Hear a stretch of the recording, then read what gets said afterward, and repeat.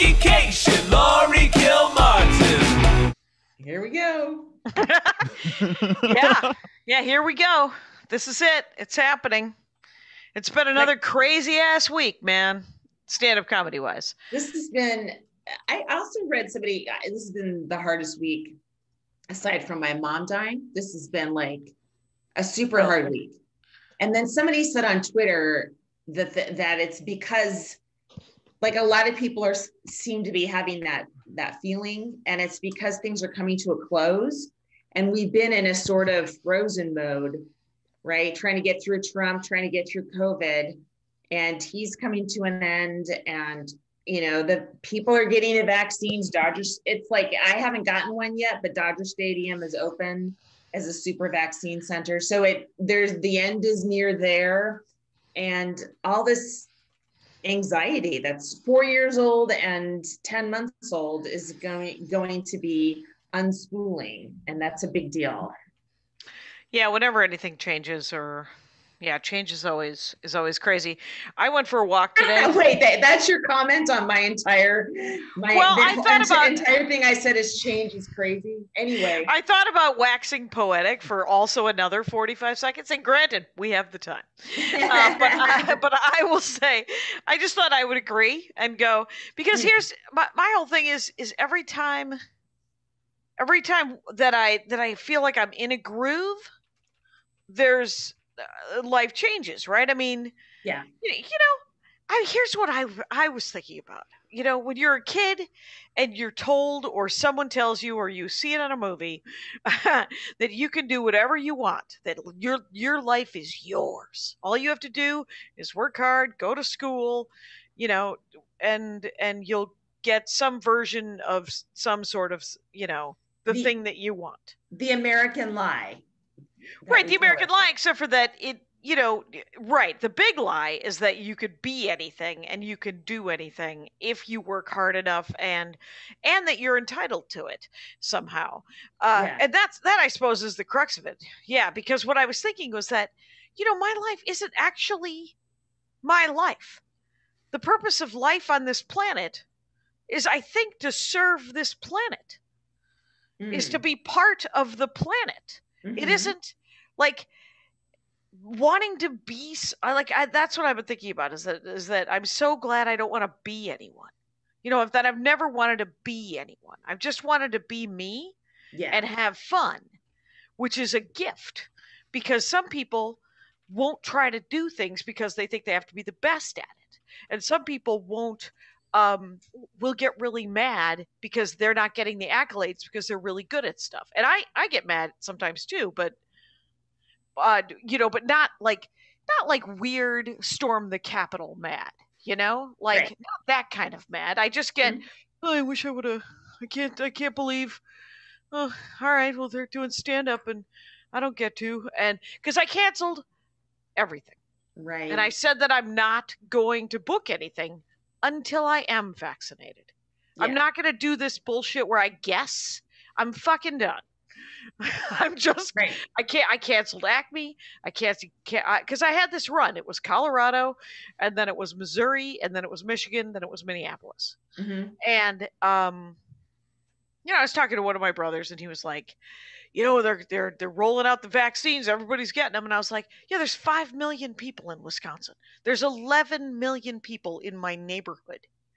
Right. You know, it's going to take a second. Yeah. I can't even figure out what tier I am. You know, I'm just trying to get my dad vaccinated. I heard some comics are getting vaccinated because a comic has a day job that puts them in proximity to vaccines. And so some stand-ups are getting vaccinated. Not necessarily even high level stand-ups, just, you know, like in the scene. Well, I could also go hang out at Dodger Stadium, wait till the end of the day. They got extra ones. You know, they're just going to go bad if they don't give them to somebody. And so might as well give. I mean, I subscribed to a bunch of comedy club emails. Okay. It was Lisa Landry's really good tip. She's like, just see who they're headlining, you know? Oh, wow. So then I get this email for this chain that I would like to work when everything's done. So I'm not going to like out them, but they featured 26 headlining spots at various clubs. Some of them were one night only, but it was like, that was the draw. And 25 were men. In the chat. Oh, you want to know the club in the chat? Yeah. I just want to know what you're doing, because I on the other hand, I'm on a lot of email lists, and and they're still doing outdoor shows. This one, I'll just say, is that they're still forever. Here's the thing, like how do you not notice that? Yeah, like how do you craft that email and put guy, one woman? How do you not notice that? Or do you, I just don't understand that. Right. Yeah. Quite honestly, fuck all those guys. Because I am just like, the only person I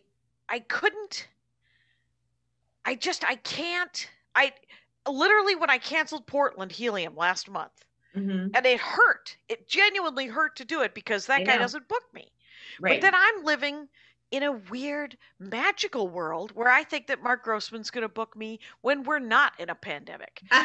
He's only booking me like in 1990 when somebody didn't show up. Right. I only got booked when the guy that he wanted to book wasn't there, or I was willing to work for shit money. Yeah. Which is what both of those two things were at Helium. Yeah. So I just, when we get out of this, I just got to build my own thing. That's and I am building my own thing, and you know what? My life is great. I have a very beautiful life where I get to do stand up. If it's on Zoom, it's on Zoom, and I don't mind Zoom. It's going to be a hard favorite, but right. It won't go away, and I'll be happy to do Zoom shows after this. You know, I think a lot of people don't want to go out to nightclubs anymore. You know, well, it's almost like seeing all the people that are unmasked out dancing. It makes you angry at all those sorts of people, and you just don't want to be out near them. You know. Well, I was talking to. Okay, so I did a Dork Forest, which is going to come out in a couple of weeks with Andy Main. Pacific Northwest comic. Yeah. Now lives in Colorado, and no, not Seattle. No, I think she was a Seattle comic and now lives in Colorado. I don't think I'm outing her, because I believe she says this on the Dork Forest. Is that I don't know actually, whatever, but so I'm loath to say it. I'm loath to say it to out like a thing that she did. But the funny thing she said, because I said that I didn't want to do the clubs until I was vaccinated. And then I said, I kind of want the audience to be vaccinated too. Yeah, and she said, then the only people you're performing for are the olds. The old, and then nurses and teachers. And I was like, well, currently, ideally, yes. And it would be, and that would be fine. I don't know. I was reminded of my favorite old people. It was with Rontowski, and I forget. It was an all-woman show for some reason, sold as such. Please shoot me. But I would like the stage time first. And then, so I'm standing on the wings about to go up, and an old lady grabs my wrist like old ladies do. You know that thing where the grip is death grip? Yeah. Pulls me down, and I was like the fourth or fifth comic, and she goes, speak slower and louder. And then she let go of my wrist. And I have to say that I could not have been happier. I thought I heard, this could be wrong, but Fauci say something like 70% herd immunity and we're back to normal, right? So I don't know if that means 70% vaccinated, but I would imagine we'll get to something like that, right? I mean, you don't want COVID, No. And if it's easy and it's free, I think it'll be, we'll get close to that and just be able to return to normal. Although it seems like we have to get it every single year, which is a different pain in the ass, but. Really? That I did not. I was reading the difference between people who just got one vaccination, like how much did that protect you? And it turns out it protects you like 60%.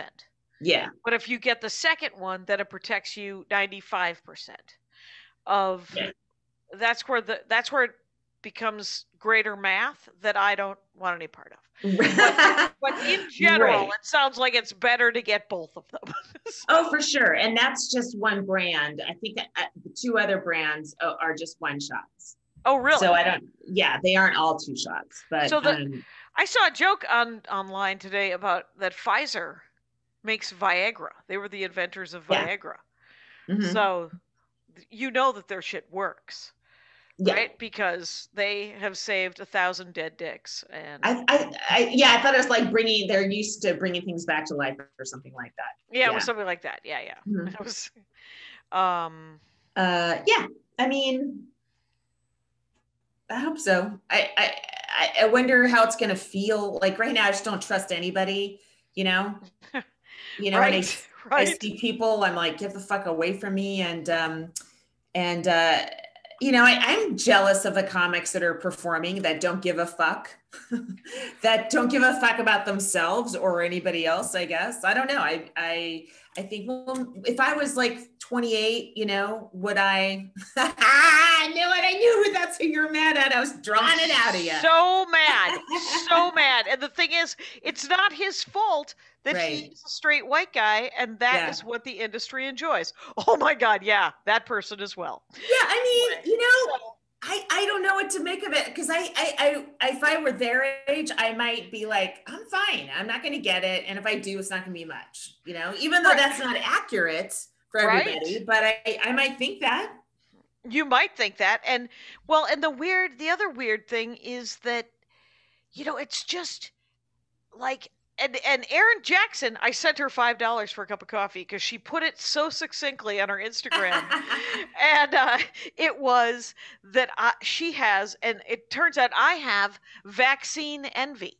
That's exactly what I have. I have envy of those people who have vaccines. And I don't care right now about those 3 people that we put in the chat. Those guys, fine. You could think that you're invincible and go forth without a vaccination. But I do have, and I don't have envy for them. There is something about performing, obviously, for 220 people on a packed show on a Saturday night, and you just hear them chatting. And then you just go in and you fucking rock it. And then you are happy.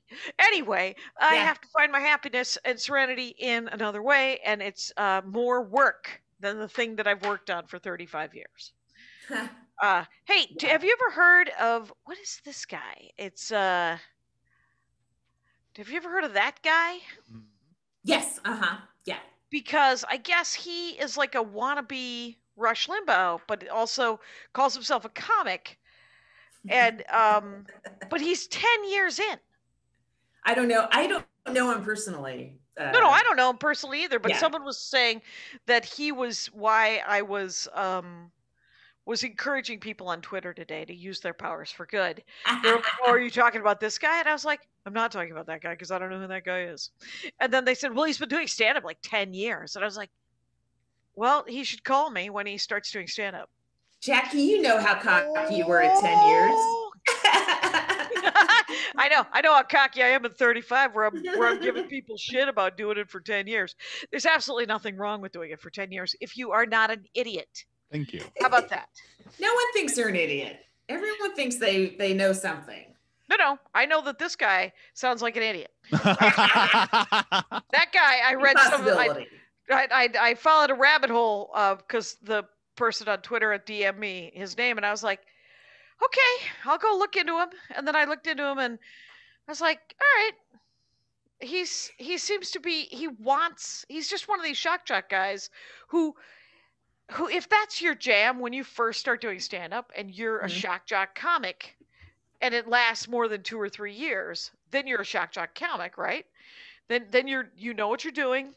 You're doing shocking material. And in 10 years, you've made that choice to do that. And you should know better by then. You should be writing better Yes. Well, I mean, some people just aren't writers, and that's their whole career is that they're not writers, and they never will be. And I'm sorry if you don't have it, you don't have it. But they're good performers, and they can connect with the crowd, and they're infuriating to follow because you're like, there was no fucking jokes there. Right? There was They not just a joke. They milked the goodwill from the audience. They did a real good job milking. And I'm from Wisconsin. That's a milking. Congratulations. Yes. And, so you know what I like, but here's the thing: it's different because it's stand-up versus podcast, right? They're two very different things, and people have a stand-up persona, and then their podcast personas are going insane, right? Oh, right. Because stand-up's a very contained amount of time, and there are a lot of rules. And then podcast is, as many hours as your Patreons will pay for. Mm-hmm. And so you can start spinning off in a myriad directions, Any which way but loose. And you're right. And they can go long from it. Then there's no money in stand-up right now, and there might not be when it comes back. I mean, well, and there's certainly more money. There's always been more money in selling lies to rubes. And if you use that personality that you have either developed or, I mean, it could be just you had it from the get, and then you honed it doing mediocre stand-up for 15, 20 years. Mm-hmm. And then you use that personality and those stand-up skills in your podcasting, whatever, to lie to dummies and get them to give you, $20 a month. And if you can get 1,000 people to do that, it's gravy, right? To me, like the best part of stand-up is performing for people that don't know who you are and flipping them and making them huge fans, right? That is so much more work that's something you do love that. But there's a lot of people that are creating fan bases where they're only going to perform in front of those people, basically, right? Like you'll be able to sell out a room of people that have seen you last time. They're going to see you again. And they listen to your podcast and your voice is in their head. And maybe we're doing that a little bit too, but not to that level for sure. And so that's a different audience than, you just sauntering on stage and arms crossed. And I thought so-and-so was next or whatever. And then you get them, that was always stand up to me for the longest time because no one knew who I was when I was on stage, Well, and there's so much more respect. Remember how much respect you would get when anyone would say about anyone. It was one of the things that I was always proud to have people say about me is that I could play any room. Right. And any room means strangers. I mean, no one knows what the hell you are. You go on stage and they're like, oh, Christ, it's a woman. And, oh, Christ, I don't want to sleep with that. What's happening? I totally want to sleep with that. I mean, those are the two things that sometimes an audience will see. Yeah. And that's true with guys to some extent too, but it's not as much because the audience is mostly dudes, or it was back in the day. And, don't start yawning. And, Jackie, please. We're screwed if you start yawning. No, How we're was not. Your day? What'd you do? No, we're not screwed. I yawn all the time. I yawn all day long. I'm yawning now because it's 10:15 in a pandemic, which is like 2 a.m. Okay. But it's not a function of boredom. It's me staying focused. I'm standing, I'm making myself stand to punish myself for sitting and watching Fran Lebowitz for 7 hours. So, wow, I'm tired. You watch all of it? Most of it. But wait, before we talk about that. Okay. I miss the days where there's always psychos in comedy, right? Yeah. There's always like, you're in a green room and after 15 minutes, like, you're like, what are you into? But then you didn't like see that comic for like 6 more months, or you just heard about them doing crazy stuff on one-nighters and stuff like that. And you didn't have to know about their entire psychotic personality. You could see them perform, and then there's no social media, so you're not tracking them, or they're not popping up in your feed. You just didn't think about them. And they were also as psycho as some of these current people are, but we just weren't, we didn't. It was one and done. You would see them, and then you would get a weird feeling when you saw their headline, their headshot 3 months later. Yeah. 3 months later, you'd see their headshot and go, why am I getting a bad, because I would be like, oh, I don't think I like that person. Yeah. And and then the next time I was in a green room with him, I'd be like, that's why. Oh yeah. Okay. All right then. It's And he should. also they were like, because they're comics, I'm thinking of one guy in particular. You probably don't know this guy, but I'll put his name. He's a Bay Area guy, All even right. though despite his first name. Wait. Oh, I do you not know that guy? I don't. Okay. So total gun nut, and like real Republican, like, and I'm sure on Facebook is hateful. Like, not anyone you would think is charming or anything, but then you meet them in person and they're really nice and they're very, they get the job done on stage, and you just Right. go, oh, but part of his brain is that way. But okay, Yeah. but I can deal with the rest of his brain. But Yeah. a lot of these comics, I'm not getting. I'm only getting that quarter of the brain that's insane on your feed. I'm not getting you as a person or a vibe off of you, because I don't know you, or I only know you from social media or from your insane podcast. So I don't know. It was easier when you knew less about people a long time ago. Oh, I used to hang out with this guy until I saw his social media. I don't know him, but he is somehow legendary. He's exhausting. Oh, and, okay. You do not want to. It's okay. He can in person for an hour and a half. Mm-hmm. You're like, okay, this guy is a button pusher and a bit of a nut job, but he's okay, and he does the job, right? He's not a great comic, but he gets up and he does the job. And how many? I mean, it's a cold thing to say about a comic, is that they do the job, but it feels like it's also an admission that he does do the job. Yeah, it's a hard job, actually. So if you can do it, fine. Not everyone's going to be groundbreaking. Right. And but he is literally the button pushing is just and lateral arguments, and anyway, so right. And once you see him on social media, you can look at a whole feed of it, you can look at a month of it, and you're like, oh, this is never getting better. I have to tell you, and maybe we'll take this out because I don't want it to out him, but that guy always, just by looking at his headshot, reminded me of one of the murderers in Fargo. Oh, you don't have to take that out. Let's okay. Never mention his name. And, Emily Heller could text me. So it's fine. It's fine. Other than that, so I can't. I called Lewis because the other people that I had to cancel for this 4-week run, I had not said yes yet. But Lewis, I have said yes to, I believe, 3 times now. Yeah. And I've had to cancel. Maybe just twice, but whatever it was, I felt bad, and I just wanted to go, man, I don't, is it really happening? Are other people coming through? And the other people he has coming through, I believe, are local. I mean, I think they don't have to get on a plane. Right. LAX right now is it's blown up. It's a hotspot. It's a hotspot. It is a freaking petri dish, and I don't want to go anywhere near it. So, yeah, I think like Southwest Airlines at Burbank Airport had like 13 cases, Oof. Yeah. Did you see that there's an LA County website where you could look up? Yeah. Yeah. And because my secret Target, there's a Target right by my house that's kind of in a little weird industrial park. Yeah. That no one ever goes to. Or more now than ever before. And 35 people have COVID there, so we haven't been in a month. Yeah. Nope. Yeah, that's disturbing. I got in a fight on Nextdoor about Michael's because they had an outbreak. Yeah. And then someone pops in, I work at Michael's, and and then she was like downplaying it completely. I'm like, what are you shilling for them for? They would fucking fire you in a heartbeat. You don't have to be devoted to Michael's. Right. You don't have to.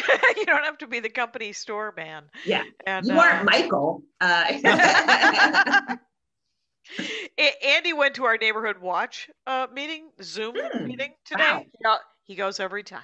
Oh, neat. And I avoid it every time. Sure. And I'm like, you can use my fancy Zoom account and live it up. And there's an officer who comes every time, and it often changes. And this one I kind of listened to as I was playing Animal Crossing, and the officer was just talking and talking, and Andy at one point interrupted her and said, this is all great information, but you didn't answer the question. Just hoping that you just answer this one question. And then she answers the question, and then she tries to continue on, and Andy's like, no, that's great, that's perfect, I think we have another question.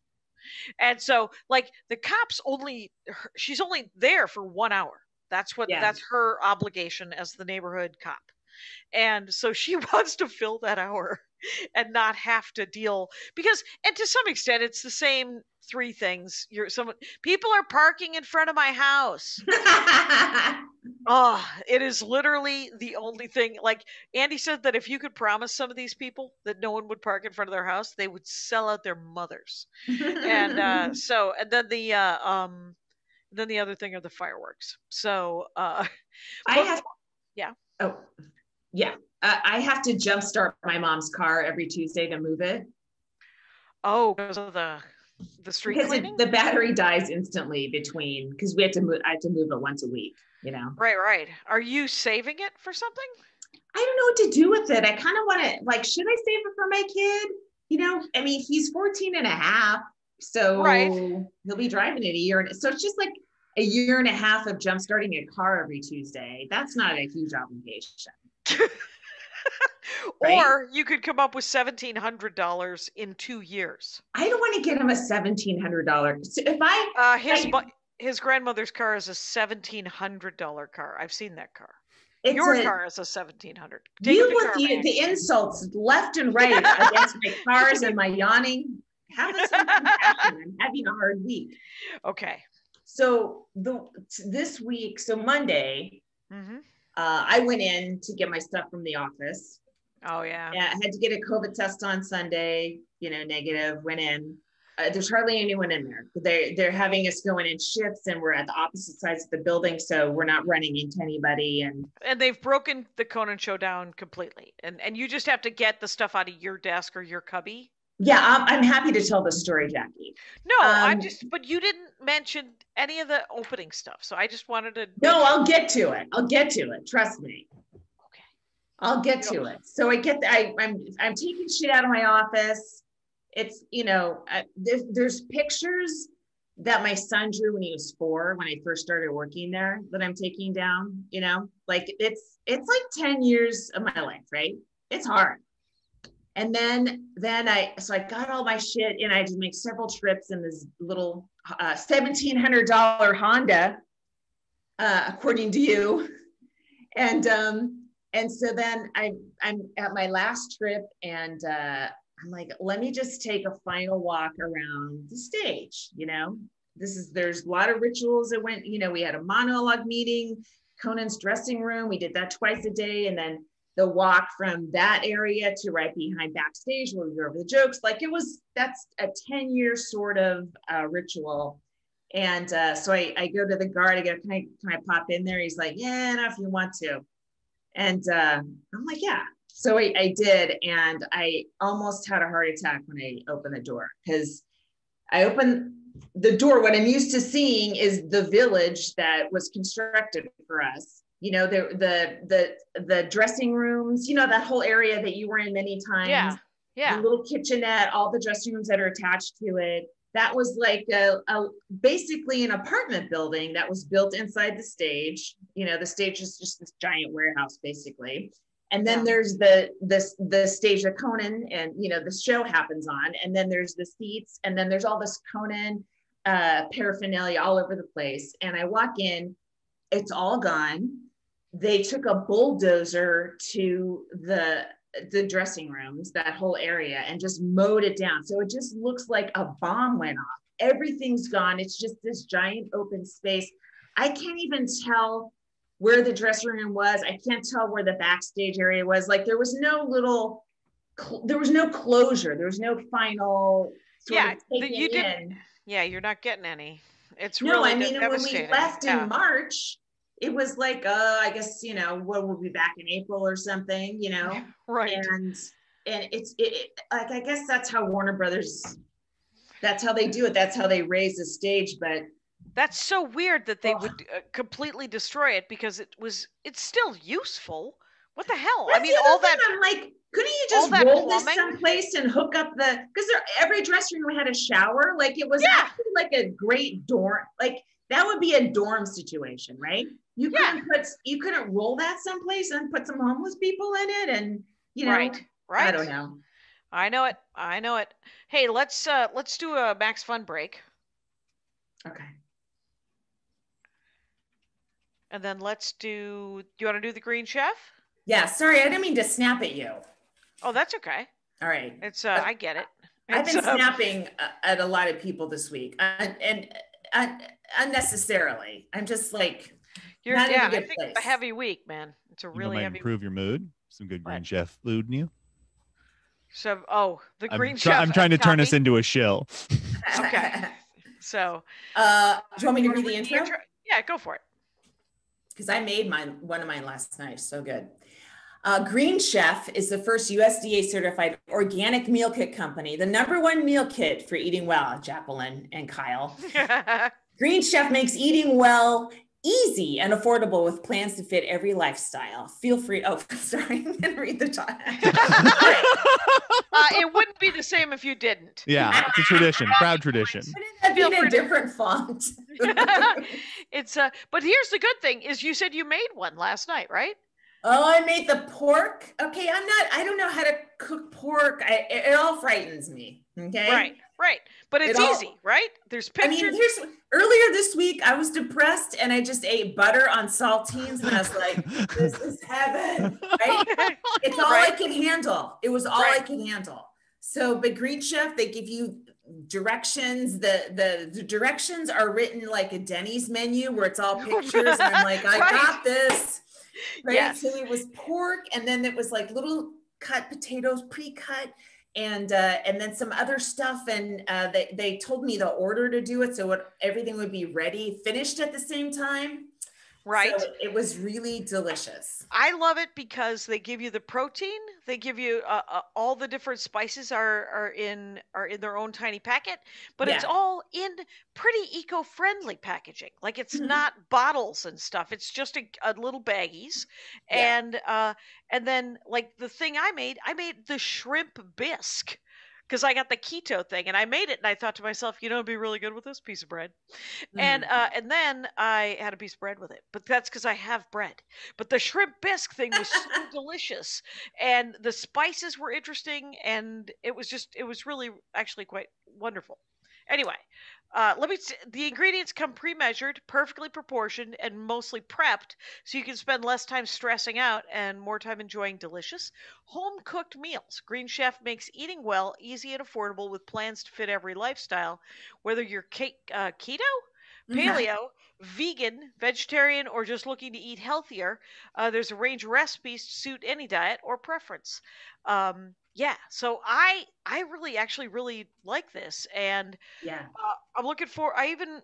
So I made the shrimp one, and then today for lunch I was like, I'm gonna make the balsamic herb chicken, and I did, and it had butternut squash in it, which I don't eat enough butternut squash. I like butternut squash a great deal.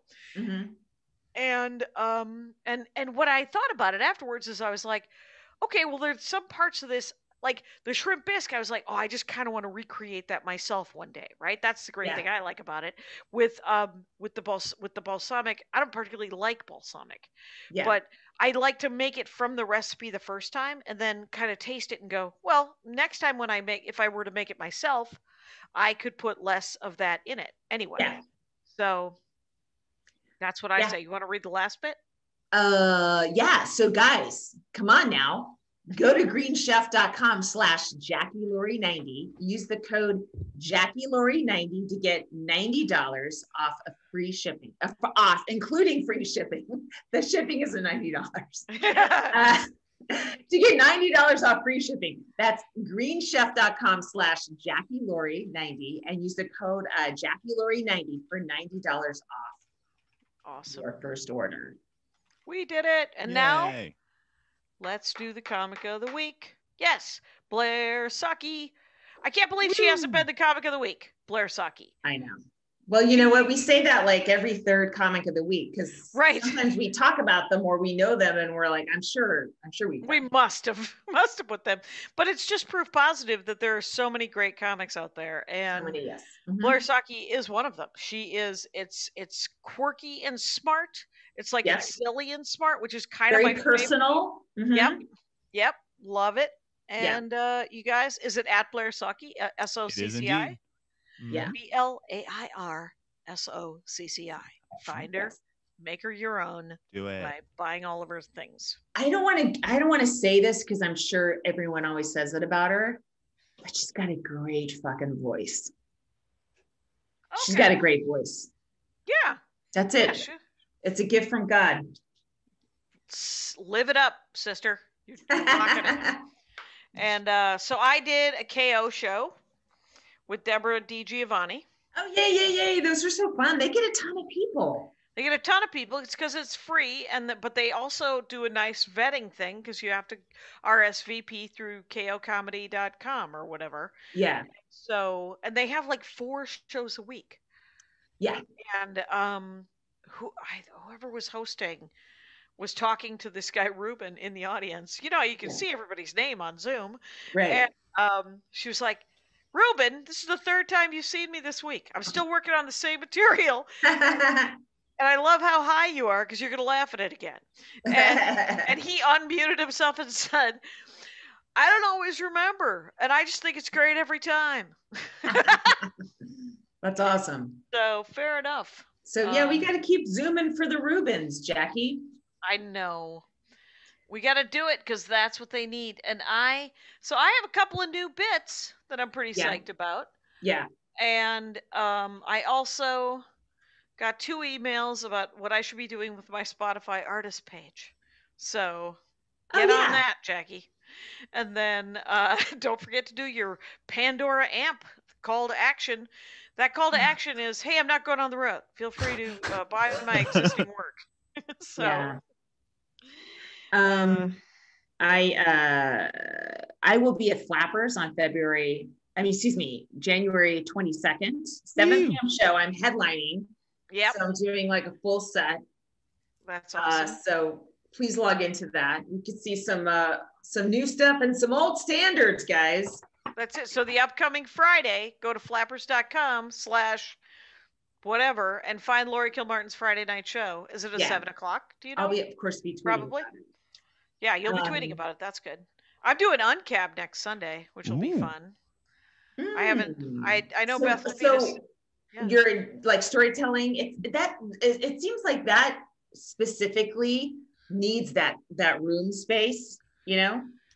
Yeah, like I don't know. I mean, you know the Ron Vai Punchline show? Yeah. And you see, you know that couple, that older couple who comes to every show? Yeah. The guy with the mustache. The Punchline couple. Yeah. They're adorable. Oh, they're great. They went to, I've seen them myriad times. That's what I want the entire Zoom for Uncab to be. That couple. I want 40 of that couple would be great. But I don't know what. Yeah. That room, the way it's set up, it kind of lures you into revealing more than you intended. That's what I meant. Like, of course. Oh, right. Yeah. Yeah. And I don't know what I'll work on for that, except for, you know, what I've noticed about Uncab in the last probably 6 years or so is that Beth is cooler. She's all right with sort of working on longer bits. So it's kind of great. Like cool. She wants it to be newish and she wants it to be personal because that's the kind of stand-up she likes, you know. But it's not. There's I used to feel a great deal of pressure for it to be brand new. Right. Yeah. And it anyway. I wasn't in LA when that was like sort of the thing you had to do, like come up with a new story every single time. That would be hard for me. Yeah, it was intense. It was sort of, and it was that late 90s. I didn't really do it very much in the late 90s because it was the hottest show in the city. Yeah, it was like it was Janine Garofalo. That to me, she personified that show, right? Right, right. She always did it when she was in town. There was something in a basement in New York that was just like it. Well, Jeff's. Let's see. You There remember? were there. Oh God, I forget. There were so many little shows in New York. There was one in this room that was very pink on the Lower East Side, and I It did was it the Lower night East before Side. September 11th. Oh Jesus! And Yeah. yeah, Uh, yeah, I can't remember the name of it, but all I remember is that every time I'd go to New York, and I used to go in the '90s, I would go to New York for 2 weeks, yeah. stay with a friend of mine, try to go up as many places as possible to Right. remind people I existed, and so Uncab kind of had that, and there were cool kid shows because Mhm. and I know Like and this Collective is Unconscious, maybe? no That sound right? that No. no it doesn't, but that sounds like it ought to be something right there Yeah. for sure, and but it's the same. If we were still doing, like whenever anybody says, "Hey, I'm moving to Los Angeles to do stand up," and Mhm. to break into the scene, what would you recommend? I always say, don't tell the bookers that you're moving here. Tell them that you're just in town to visit, and then you'll get to do as many cool kid shows in the beginning. You'll get to meet as many people as possible, and then a week or two later, you're like, "Oh yeah," and you'll see them again. They're like, "Oh, are you still in town?" You're like, "You know what? I've decided to stay." And and then you won't get up on that stage for another 3 to 6 months because it's super cool. But you will have made a good first impression. Hopefully, you will Very have, smart. and gotten to meet everybody. Um, and so, but I'm actually looking forward to that uncab because I got a couple new stories, which is it feels like I've have quarantine stuff, and I've got sort of vaguely political stuff, but Mhm. nothing new since March. So these two things they feel just more regular stand up. Like there's Cool. that bit about poor people food, Oh yeah, yeah, yeah. and yeah, that's the thing I'm working on. And then this other thing about me reading a lot of Civil War history. Huh? Hmm. Who doesn't want to hear about that? Anyway. Yes. Please. So we'll see. We'll see. I might do Joke Machine with Morales on Monday, Hmm. and that will be kind of fun. I have I have this idea that it's we're working on for Conan. All I can tell you is I just need a voiceover artist, to do some voices. And the people that submitted were Juliet Mills and Maxwell Caulfield. Okay. Like, what? Oh my God. So they did it and they were amazing. So Yeah. yeah, Oh, I was like, that's amazing. bananas. I was gonna say my vision board has voiceover. Want to do? Oh, voiceover. I needed a British accent. Oh, fair. And they Oh, are yeah. British. And I can't do accents. Let's just put that out there. You get my dad voice, and that's it. But what would it sound like if we did hear your accents? Oh, you can fuck right off. I see where you're going. I see what you're trying to do. I'd like to talk to British Jackie. I feel like a schizophrenic. Let me talk to the spooky one. Anyway, hey, okay. The reason I said I watched WandaVision last night. Oh, I gotta watch that. Super weird and fun. Yeah. Though, because essentially, like, if you haven't watched all of Marvel, you're just like, it's just weird. Okay. If you have watched all of Marvel, you're like, what? What's happening? What's the other thing? Why are they stuck in a Bewitched episode or whatever? Anyway, but super fun. But today I decided to watch. My friend Martha suggested that I watch something called Ghosts on HBO Max. Mm-hmm.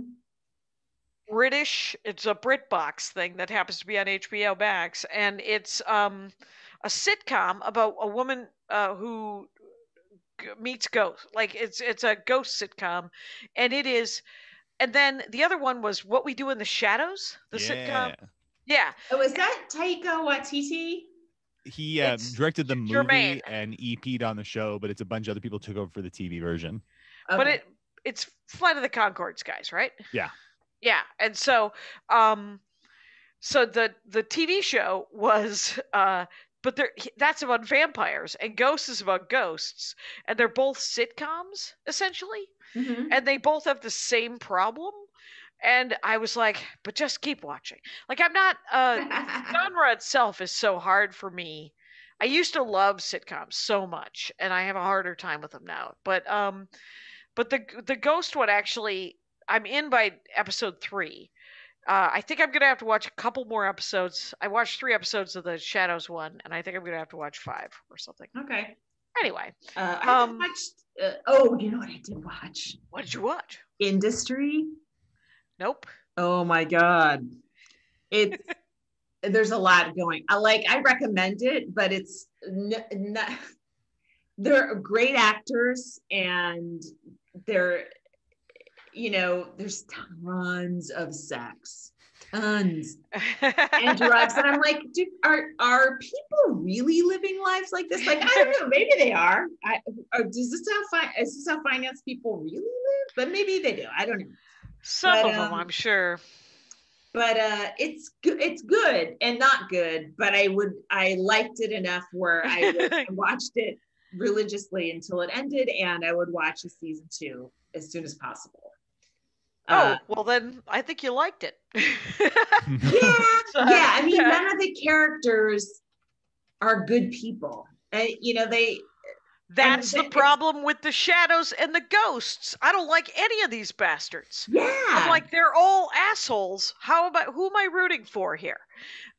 Right, but it's not assholes in a Seinfeld way where you're just disconnected from everybody and laughing at them. Because sometimes you're like, oh, I like this thing, and then you're like, oh, she lied or she did this or that, and then it's like, ugh, I don't know.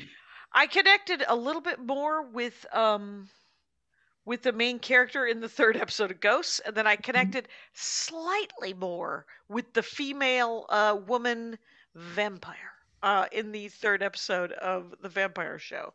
But not a lot. She's still kind of a real piece of work. And I don't know what I want out of my sitcoms, because that's the format. The format is unlikable people get into wacky situations, and then we like them anyway, and then they remind us of our families.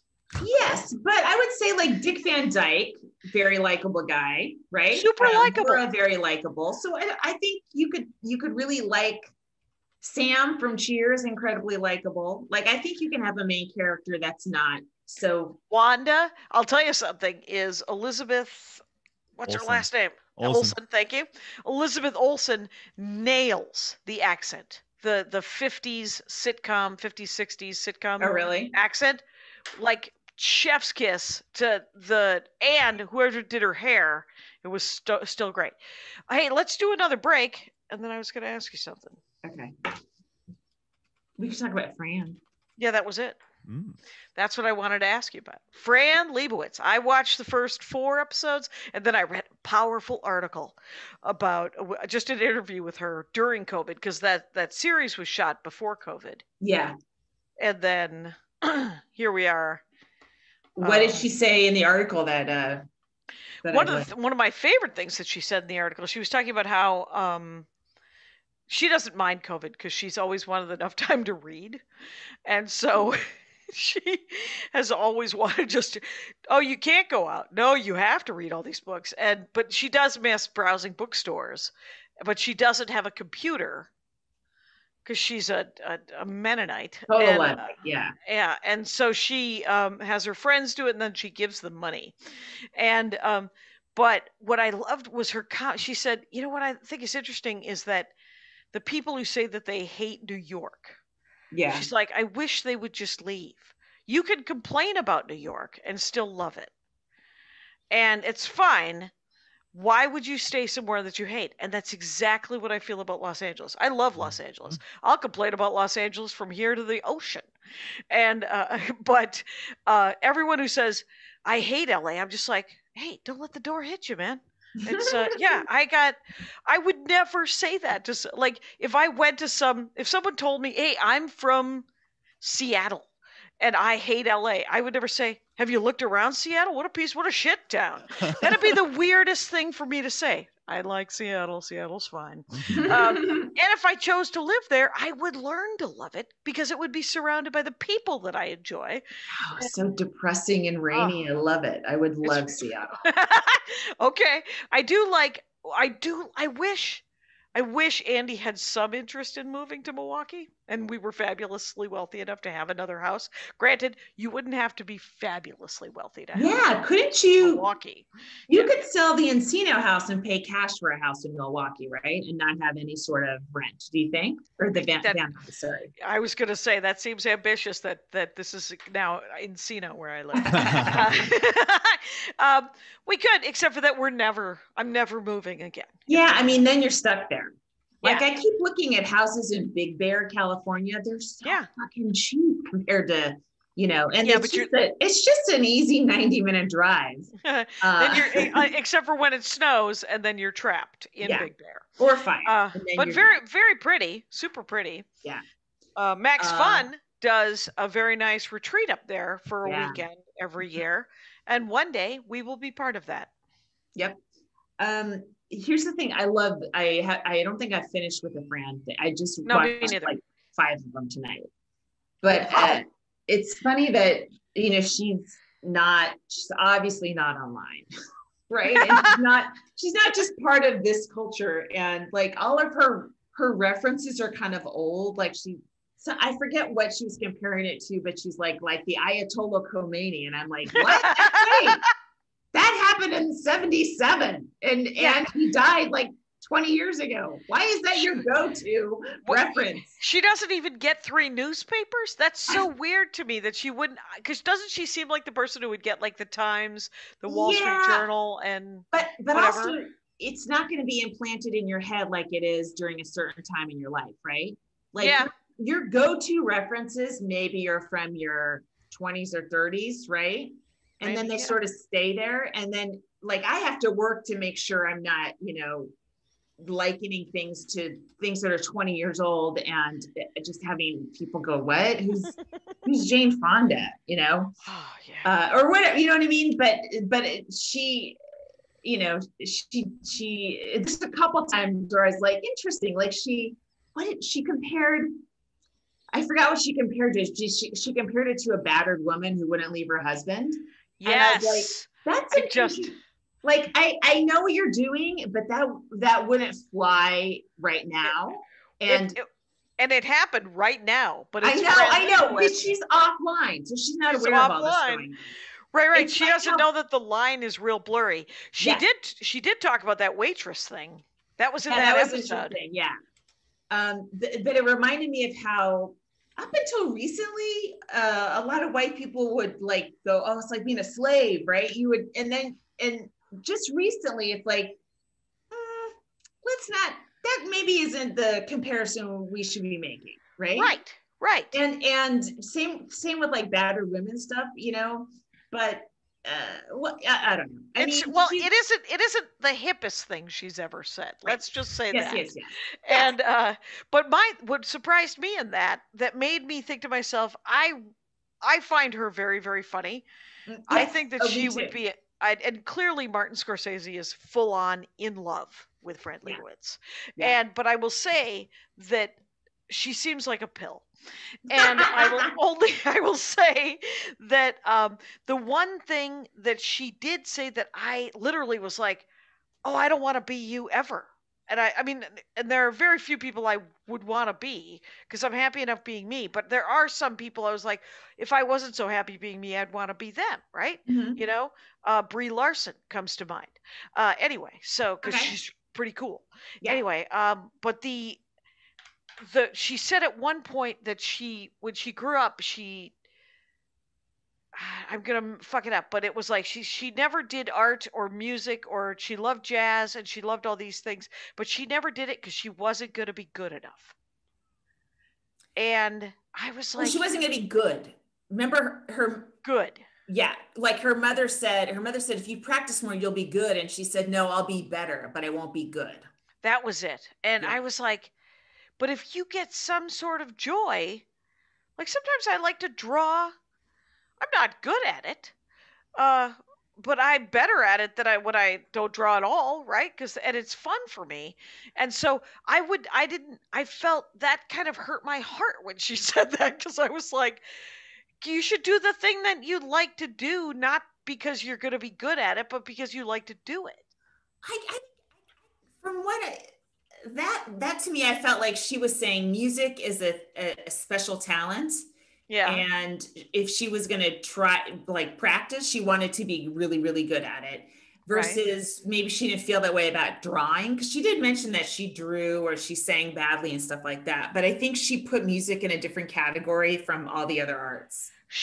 They showed that clip of an interview where she was talking to somebody about sports being an art form. Spike Lee, that's who that was. I have that face thing where I don't know who anybody is. I probably couldn't pick Brie Larson out of a. She just seems super fit and willing to do some sit-ups. Anyway, I don't down know. Girl. Wow, committed monogamous relationship over there. What's happening? Anyway, but I think that, yeah, well, because there's things that she values. Obviously, she values the jazz musician. She values the Picasso. I did love what she said about people applaud the price and not the art. That was so great. Yeah. I never even thought of that. That's key Fran Lebowitz right there. That's why Fran Lebowitz works. And her brain is still sharp and as fast as ever. Like, and she talks so fast. I'm like, she's not losing. I feel like she'll be this on top of shit when she's 80 and 90 years old. I hope so. What a life where she just gets to go and speak. And it's like, because you're always sitting with a moderator, so they throw you setups and you do your slam dunk punchlines and then say goodnight. Like, you don't even have to carry the show by yourself. Fucking dream. Did you watch that other Martin Scorsese love letter to Fran Lebowitz, the documentary from like 10 years ago? No. There's another one. Really? He's like, literally, he just wants to sit somewhere and talk to her. And I think it's adorable. Where's that one? Is that also on Netflix? I believe it's on HBO. Okay. I will find it. And all I know is there was, like, she literally was talking about how the theater, everyone in the theater died, right? The gay community was decimated in the 80s because of AIDS, right? Right. And she said if some of her friends who passed away in the 80s were alive now, and she could say to them, guess who's famous? Right. And then she literally says the words Nathan Lane. She's like, could you imagine? They would die of embarrassment again. Oh my God. Like, Jesus. And so she'll say anything, and I think it helps that she's not online. Yeah, sure. There's no repercussions at all. No, it's really good, and it's nice just to see a person like that doesn't seem to give a fuck and wouldn't want to pose with you for a selfie and wouldn't even want a compliment from you. Man, I had never heard of you before today. And she's like, great icebreaker, great introductory. Yeah. So she is sharp as a tack and really, really funny. Yeah. But some of the stuff I thought was just sort of weirdly grumpy. Like not like some of it was all very sharp and pointed, and some of it was better than others. Yeah, there is that.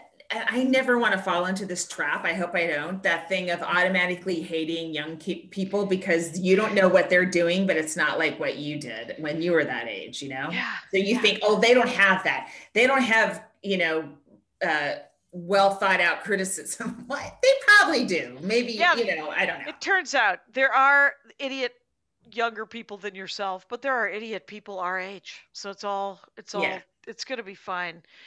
The snap judgment. Yeah, I hope to avoid. Did I ever tell you that I once said to Karen Rontowski, I just don't want to be judgmental. And she laughed for almost 25 seconds. And I was like, what? And she said, you're one of the most judgmental people I've ever met. And Speaking of Karen Rontowski, I got in a fight on Nextdoor with somebody who then DM'd me, you know me in real life. I performed on Karen Rontowski's show. I'm like, oh shit. Does she work at Michael's?